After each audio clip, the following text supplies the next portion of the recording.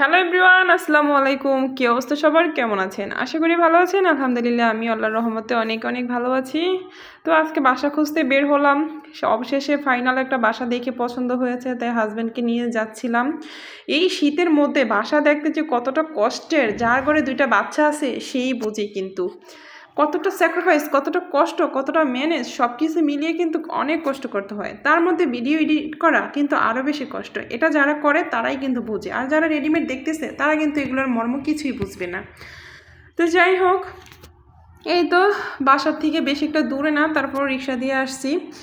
এই আসার পরে আসলে এই যে বাসাটা আমার এত বেশি পছন্দ হয়েছিল, সেই বাসাটা একটু প্রবলেম হয়ে গেছে।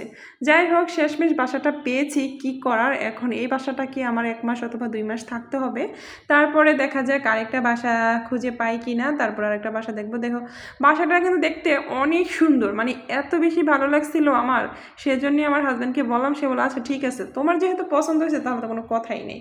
অবশেষে কিন্তু বাসার মধ্যে আমরা চলেই আসছি। তো সেই ভিডিওটাই আমি দেখালাম। আমার আবার এত ভিডিও টিডিও এইসবের সময় ভালো লাগে না, কাজের সময়। যেমন ধরুন অনেকেই দেখি বাসা পাল্টানোর সময় ক্যামেরাটা নিয়েই থাকে। আমি তখন কাজ করব নাকি মোবাইল ধরবো, কারণ আমি ছাড়া আমাকে সাহায্য করার মতো কেউই নেই। তাই একা একাই আমাকে সব কিছু করা। তাই আমি ভাবলাম যে এসেই না হয় ভিডিওটা করে তোমাদের সাথে শেয়ার করব যে আমার বাসাটা কেমন হয়েছে। যদি ভালো লাগে অবশ্যই কিন্তু কমেন্টে বলে যাবা। তো এই তো ডাইনিং, এটা ছিল ড্রয়িংয়ের স্পেসটা দেখালাম, রুমটাও দেখালাম তোমাদেরকে। এটা ছিল ডাইনিংয়ে শুধু টেবিলটা পাচ্ছি ভাতটা সবাই খাওয়ার জন্য। তো আমার ছেলেরা একটু আঁকাআঁকি করতেছে, সারাদিন শুধু আঁকাআঁকি, মানে কি আঁকবে। এমনিতে দৃশ্যগুলো কিন্তু মাশাআল্লাহ অনেক সুন্দর সুন্দর দৃশ্য আঁকতে পারে, মানে অসম্ভব বলা যায় আর কি। এটা কিন্তু আমার দ্বারাও সম্ভব নয়, এত সুন্দর সুন্দর মাশাআল্লাহ আঁকতে পারে। এর জন্য বাচ্চাদেরকে কিন্তু একটু খাতা কলম দিয়ে রাখবেন ছোটোবেলা থেকেই।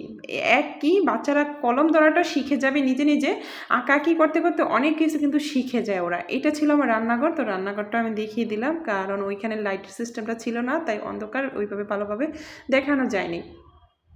তো যাই হোক, দেখানো শেষ। তো আমি তোমাদেরকে শোল মাছ দেখাচ্ছি। শোল মাছ কার কার পছন্দ এটাও কিন্তু অবশ্যই কমেন্টে বলে যাবা। আর শোল মাছের ভিডিওটা অবশ্যই আমি কিন্তু একটা ভিডিওতে তোমাদেরকে দেখিয়েছি যে কীভাবে সিলেটাকে রান্না করতে হয়।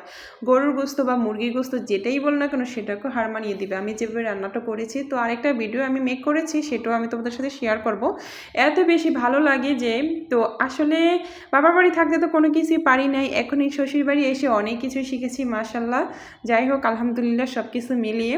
তো এই তো দেখো কি অবস্থা, মাছগুলোকে এইভাবে আমি রেখে রেখে ভাবছি তাজা তাজা খাবো, কারণ তাজা খাওয়ার মাছ খাওয়া মজাই কিন্তু আলাদা। আর ফ্রিজে রেখে তো খাই, এটা তো আসলে ঠেকার কাজ, কি করা। তো এই ছিল আজকে আমার ভিডিও। তো কেমন লাগলো অবশ্যই বলে যাবা। আসসালামু আলাইকুম, সবাই ভালো থেকো।